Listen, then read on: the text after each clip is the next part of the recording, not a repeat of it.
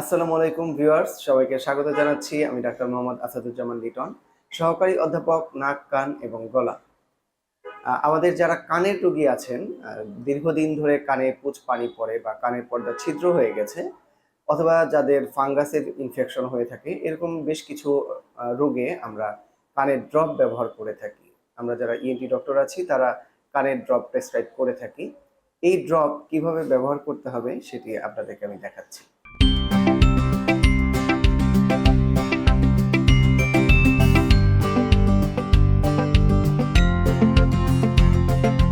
এটি একটি কানের ড্রপ। প্রথমে আপনাকে দেখে নিতে হবে, এখানে ডেট লেখা আছে, ওষুধের এক্সপায়ারি ডেটটা আপনাকে দেখে নিতে হবে। যে কোনো লিকুইড ওষুধ ব্যবহারের পূর্বে অবশ্যই সেটিকে ঝাঁকিয়ে নিতে হবে। এটি একটি লিকুইড ওষুধ, এটিকে আপনার ঝাঁকিয়ে নিতে হবে। এরপর ক্যাপটা খুলবেন। ক্যাপটা খুলে ড্রপটা যখন আপনি কানে ব্যবহার করবেন, ধরুন আপনার ডান কানে ব্যবহার করবেন, মাথাটা একটু বাম দিকে কাত করে রাখবেন। কাত করে রেখে ড্রপটা কানের মধ্যে দিবেন। আপনার ডক্টর আপনাকে যে কয় ফোঁটা দিতে বলবেন, 3 ফোঁটা বা 4 ফোঁটা, যে কয় ফোঁটা দিতে বলবেন আপনি কানের মধ্যে দিবেন।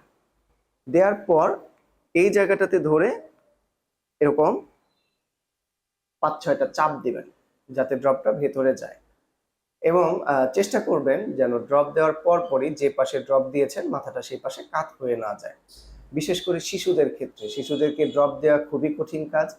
ড্রপ দেওয়ার পর যেন শিশু ছোটাছুটি না করে, শিশু বিছানায় গড়াগড়ি না করে, এই জিনিসগুলো একটু খেয়াল করবেন। ড্রপটা যেন কিছু সময় কানের ভিতরে থাকে।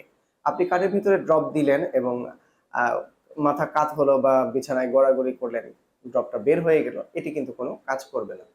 যে কোনো ওষুধ কাজ করার জন্য সেটাকে কিছুক্ষণ সময় দিতে হবে। কানের ভেতরে যেন ড্রপটি কিছু সময় পর্যন্ত থাকে, এটি নিশ্চিত করতে হবে।